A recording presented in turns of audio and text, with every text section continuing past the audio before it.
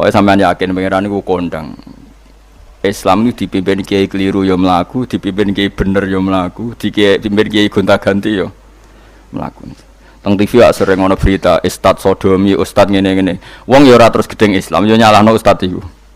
Ya ana Islam dibajak ekstremis ya muni Islam, sekuler ya muni Islam, liberal ya muni Islam. Ya Islam ya baik-baik saja. Ora ana masalah kan, biasa mawon. Yo ramene dunya. Riyen Rasulullah niku rak sae-saene tiyang niku mawon disisipi tiyang munafik. Karena ndak ada cerita pendapat itu memuaskan semua napa pihak. Rasulullah rak kesayangane pangeran. Niku pun ndak bisa memuaskan semua orang. Sehingga orang yang kecewa ya jadi munafik. Pemene trimo kiai, trimo presiden, trimo Kapolri, trimo pangam, enggak bisa. Apapun konsepnya itu enggak bisa. Mesti ada yang setuju pendekatan ekstremis itu persuasif. Sing sitok gak harus tegas. Kalau gak tegas gak bisa membasmi akar-akarnya. Sing jare persuasif, nak tegas mereka dendam malah kacau negara. Sing sitok kalau gak tegas mereka ngelamak. Ini kan ra iso selesai. Akhirnya nyelesai aku sing pimpinan nurut. Akhirnya sing pendapatnya gak digo. Nurut ya nurut mergo dipecat tapi terus bali lo sithik. Bali lo apa? Sithik-sithik. Masjid ge ngoten nasibe, kiai ge ngoten. Kulo nak di murid kuatah, di santri kathah sing kiai ge kathah. Wono kiai niku sowan kula, Gus, masjid itu ape nganakno zikir Ramadan. Dadi 24 jam full mulai bar subuh sampai sahur. Saking semangat ibadah Ramadan. Terus ibadah ning dia ditakok, ya teng masjid, Gus. Dadi masjid itu ben makmur, terbaik masjid makmur. Tas tak omongi. Lah apa ngarit ora ibadah. Apa dadi satpam mergawe iku gak ibadah. Apa nyupir angkot golek nafkah ibadah, kiai kok goblok kira karuan aja muni ngono. Astagfirullah, itu urusan iku Gus. Ya urusane mergo ke takmir dadi ben keren, pas ke takmir masjid rame ngono. Berarti sing nama baike kan kowe. Nek pengiran ra butuh iku, pengiran kepingine seorang bapak golek nafkah. Anake kepingine sekolahan ya satpam teko, ora teko alasane itikaf. Kepingine pangeran ya bis sing tetep jalan, dadi wong sing nyetop iku ana bis aja kok mandek mergo itikaf ayo mending ngono. Kecewa lho. Wis bae ku piye dicapik ra dukung. Padahal kula yo nyucup yo hormat tapi tetep gremeng mergo idenya enggak keturutan. Ya kula yo ngerti rai-rai ngono kuwi yo biasa wae cara kula biasa. Tapi suwe-suwe sadar den. Bareng ngajak wong do ora gelem akhirnya sadar. Jebule ngandel jenengan nggo sembang kula yo suwe wong luwih ngandel aku timbang kowe. Lah bento tapi ngandel kowe ya. Wong aliran sesat ta. Ya masjid itu anggere sono salat jamaah iku ya wis rame cara pangeran. Ora perlu rame banget. Nak rame banget terus bakal pentol leren, satpam leren, supir angkot leren. Nek iku jek sepele. Dokter leren. Wong ape lara. Ape lara ape berobat ra iso. Nak larane emergensi astagfirullah minamikum taqabbal ya karim. Ajane semburu leren maling leren, copet leren. Iku ape nek iso ngumpul iku.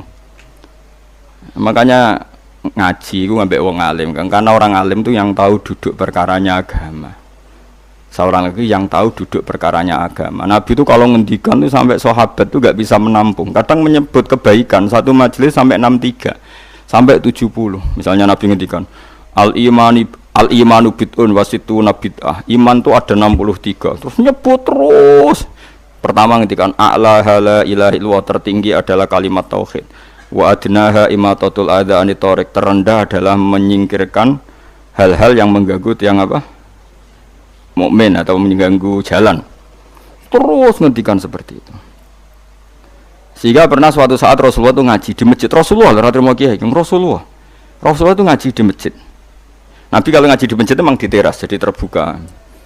Terus ada pemuda santai dengan santainya nggo pacul, ngliwati Nabi ngaji diliwati. Nggo pacul. Ya santai. Singkat cerita semua sahabat itu mencibiri. Celaka betul pemuda itu. Ada Rasulullah ngaji tidak ikut tapi dia berlalu saja bawa cangkulnya.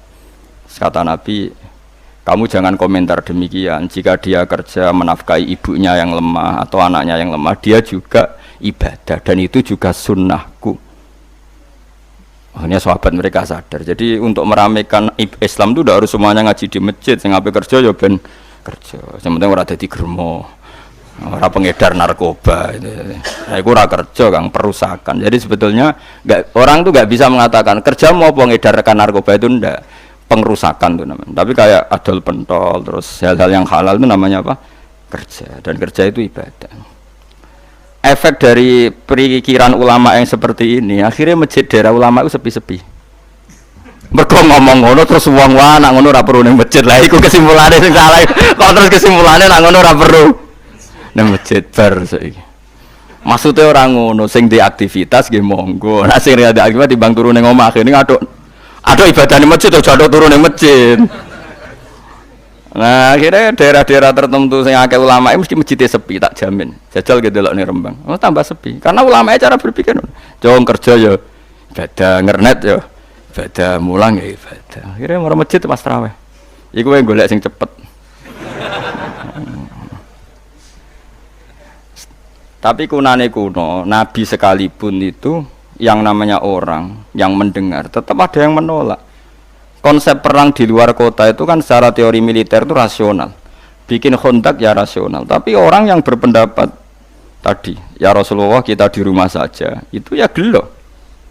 Kayak tadi orang yang ingin memakmurkan masjid kemudian kan saya seperti itu ya gelo. Kalau pikiran saya suatu saat dia sadar, intinya sadar, terus sowan saya sadar. Karena ya muridnya ada murid beda angkatan ya, dia semi-semi teman sama saya. Tak omongin ngene, jong kowe nak pancen seneng masjid tenan, masjid itu aja dadi problem bagi umat. Misalnya gini, aja sampai kenapa ora nyupir angkot demi nak mirno masjid, kenapa ora tugas satpam demi makmurno masjid. Berarti masjid ini menjadi problem penghalang dari sistem sosial ekonomi. Kowe seneng masjid darani problem. Kowe seneng masjid dianggap kambing hitam. Ya sudah, sholat jamaah saja, sholat jamaah di masjid. Terus yang nganggur-nganggur ya ke masjid. Tapi kalau yang sibuk ge monggo, asal itu halal ya ibadah. Ketika Nabi setiap aktivitas muslim asal halal itu apa? Ibadah. Makanya kita harus. Nah, tapi kan pendapat seperti ini itu kan kadang dibantah juga. Tapi ki Ramadan Gus tahun pisan, mosok njenengan ra setuju. Tak bukti kalau dia hadun nafsi tak tes. Ya wis aku setuju, syaratnya ketuane takmir ra kowe. Dadi masjid rame pas kowe ra ketua takmir. Isen dene karena dia ingin punya prestasi. Berarti sawang wow pas dene ketua takmir hadun nafsi enggak? Hadun nafsi pasti dia itu cari. Ya jajal pengajian sing gede-gede. Mergo pengurus takmire kepengin pas era dene tau pengajian geden. Pas gak pengurus takmir terus ana pengajian geden. Lah opo rame-rame bareng. Padahal orangnya sama. Nah itu ulama itu tukang ngomong seperti itu. Mungkin menyakitkan, tapi ulama itu terus ngomong seperti itu supaya agama ini dibawa berdasar ikhlas, bukan hadzun nafsi, bukan kepentingan pribadi.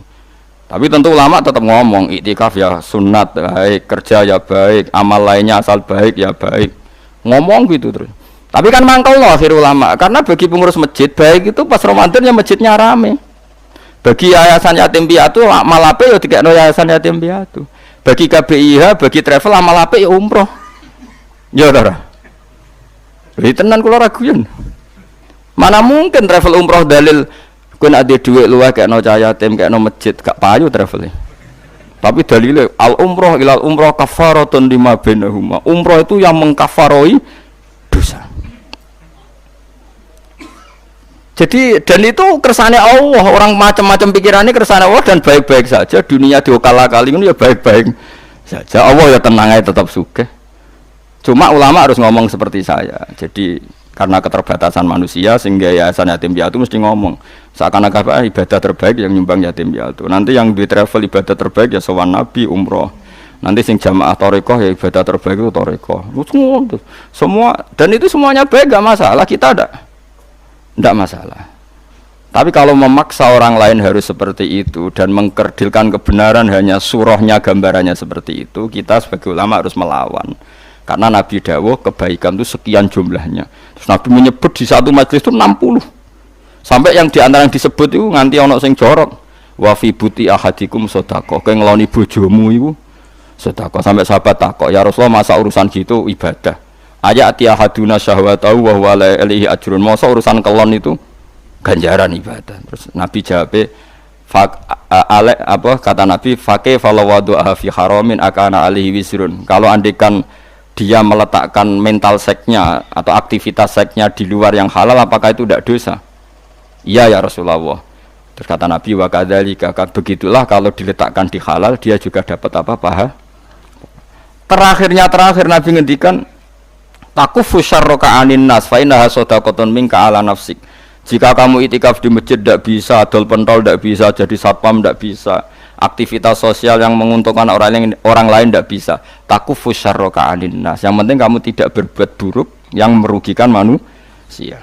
Sehingga sampai ada riwayat dari orang sufi, ibadahnya orang zaman akhir itu tidur. Karena anak tidur itu gak ganggu wong. Iya.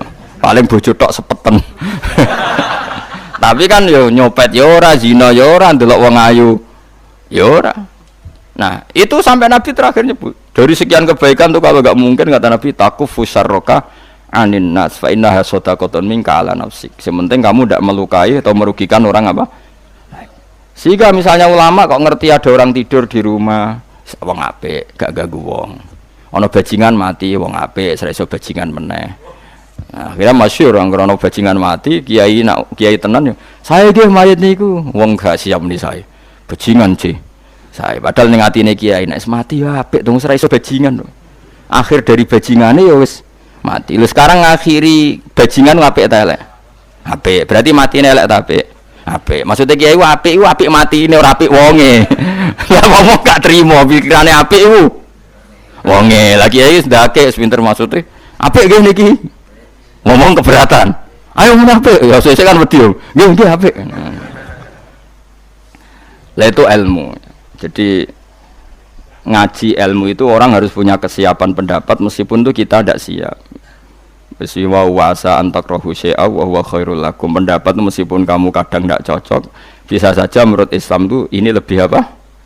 Baik. Karena tadi kebaikan itu sekian bentuk. Bisa ulang kebaikan itu sekian apa? Bentuk.